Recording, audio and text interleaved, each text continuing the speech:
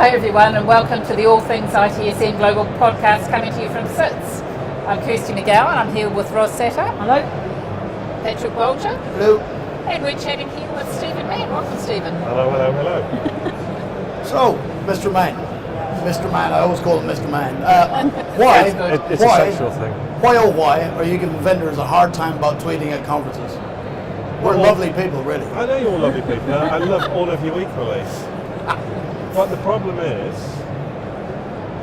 it ruins my Twitter timeline. Now, I of course could just unfollow you or mute you, but occasionally there is. Me? Hold on, me. Not me. you. No, not you. I mean you as vendors, the group. Okay. Yeah, I'll put you in that bucket of vendors. I mean, it's like here. How many vendors have been tweeting their booth number? Have we done that? Just a matter of I interest. don't know. I'm going to have a look at my Twitter stream I, now. I can't confirm or deny at the moment. I imagine you probably did, but if you actually go down there and look, I bet you couldn't point your booth number to me. If I couldn't tell you what it is. So why are you telling 400. me to look out for it? So it's crazy, really. I mean, I had a little bit of a... I like the thing rude with HP and said, look, you're probably going to have a big HP sign, so rather than saying, from Sears at booth 600, just say, come look for this big HP logo. Or come talk to us. It'd be a more human way. So it's just crazy. I mean, I've just been having a bit of a joke, and they tweeted it, and so I just replied, "That's a tweet that 300 million people have just ignored." It's of no help to anyone, and so that's one side of it. Just the fact that vendors are using Twitter, I think is great.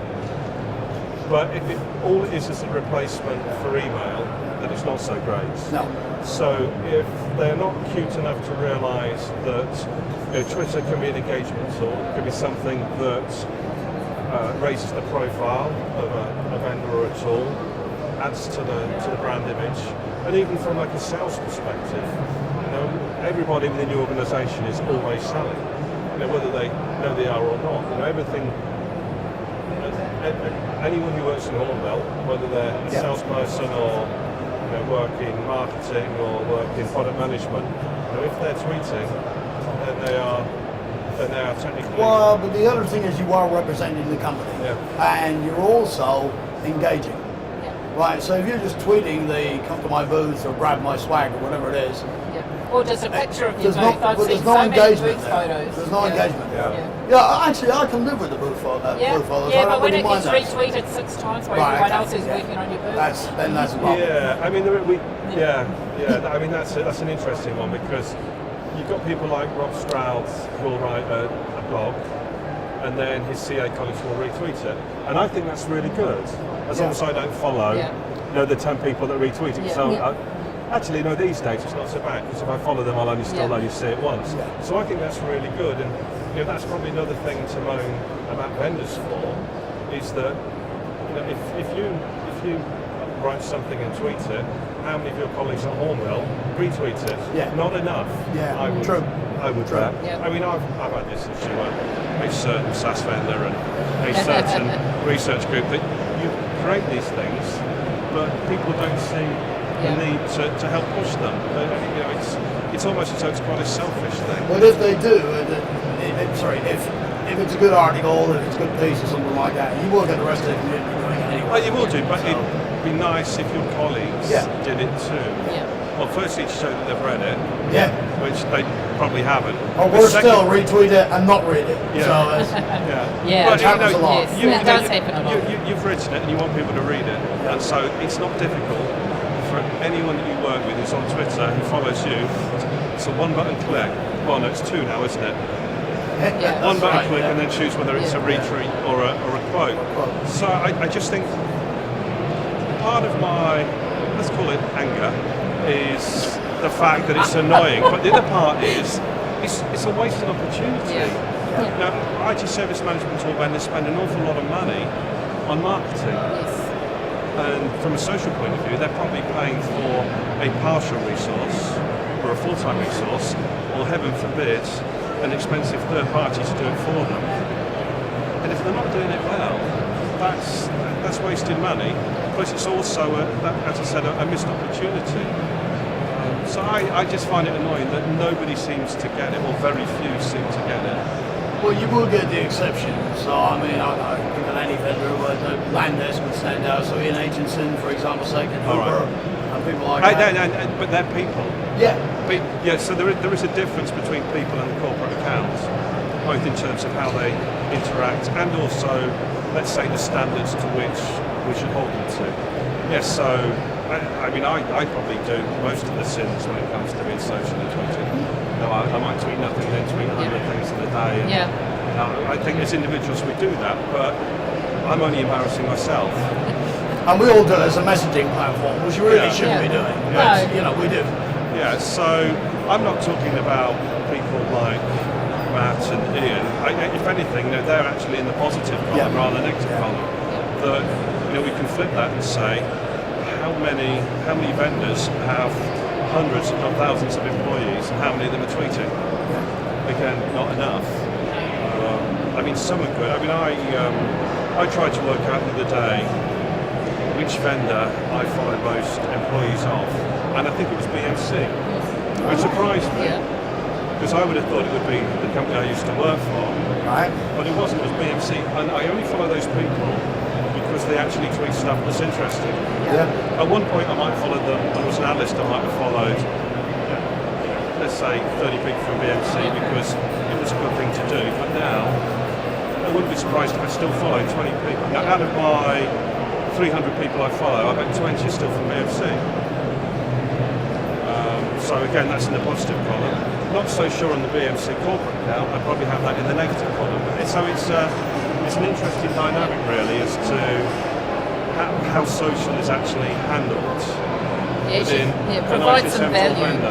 Provide some value for what you feel. Well, we have a quip in the dark side of sports journalism of anti-social management, which is where the way it was explained to me was if you imagine a bunch of people in a pub and you've got one person that's coming up going, "Oh, I've written something. Have you read it?" And then about 10 minutes later they'll be like, "And I wrote this. Have you read that?" There's no engagement, and it's. But I think what people don't understand is that it's actually almost a full-time job in itself.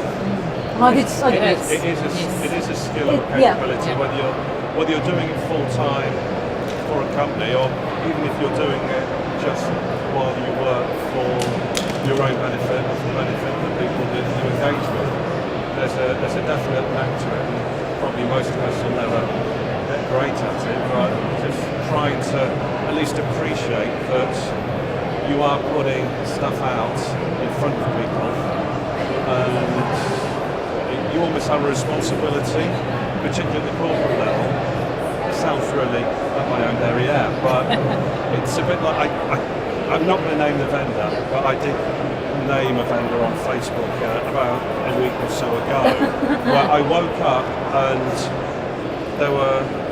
I thought there were 30, but they went back and counted, there were 100 tweets from the party the night before. And so there's me trying to get some value from my Twitter stream. From the corporate account?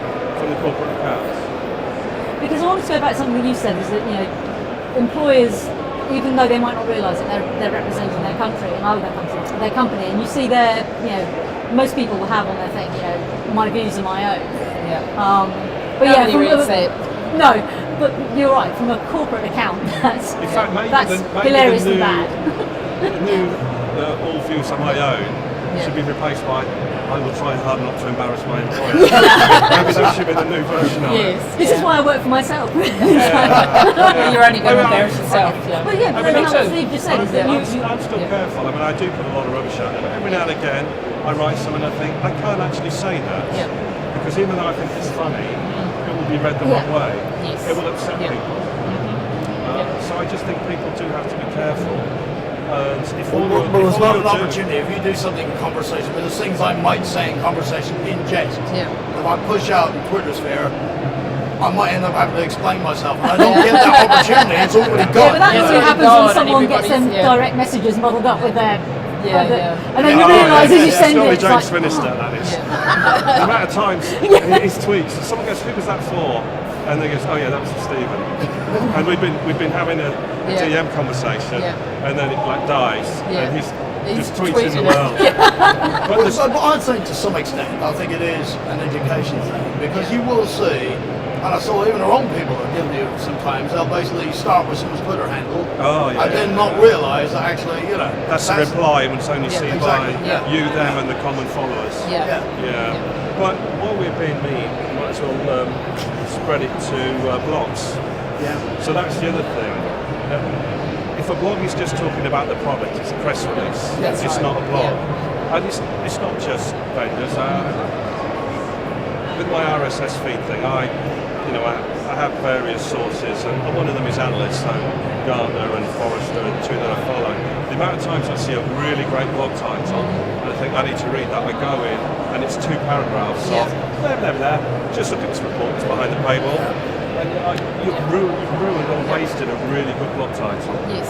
That blog title was worth more than the 2 paragraphs you put there, and that's something that, whether it's vendors or anyone else, just be a bit cuter. If you've got a really good blog title, put it on Don't your waste blog. it. Or conversely, if you've got a really good blog, make sure you have a good blog title, because otherwise, otherwise it gets missed. And while I'm at it, you can tell I'm getting a flow here. One of my favourite sayings at the moment is, if it's poorly written, it's poorly read. Very true. If it's poorly written, it's poorly read. Yeah. That's right. And that's the other thing. Just. Plus, I think you can't afford to do that. Okay, we all have an off day. I mean, I deliver presentations, I think. I'm rubbish 95% of the time. Right, But you know, 5% we all have an make off it day. worth it. But you've got to think about the quality of what you're putting out there, because basically you can't afford to get it wrong too often. No. For someone, even someone who might have engaged with you a lot before, thinks, you know They won't what? click through to you anymore. No. I mean, 1, people can usually forgive. 2, they're thinking, 3, they're going to say, Yeah. nah, not going to read anything more of it. I think if you've done a second bad one, that's it. And it's so difficult to get people to read blogs these days. Particularly Too blogs much that of are on it. a vendor site. Yeah.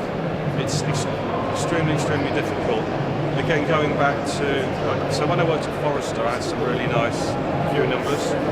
When I was at an unnamed SaaS IT service management tool provider, I had some okay numbers, and I was constantly trying to get them up, and I couldn't raise the numbers, and then I sort of queried the fact that, okay, this blog here's got 3,000, this one here's only got 1,000 reads, which, I want a lot more than that, and I said, oh no, actually that one that's got 3,000 only has 300. And what it is that something's indexing those pages. Some robotic type thing is coming in, and you're like, I'm spending time writing something that only 300 people are going to not even read. They're going to click through to.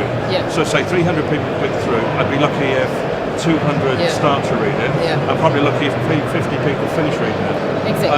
And so, trying to get people to read your stuff is pretty difficult right now. Ross knows. Oh yeah. No, it's very difficult. There's a million wannabe tennis writers. And to break into that is nigh on impossible. It really is. People think that it's easy to write. Like you say, there are going to be days where you just don't feel it. You just don't feel it.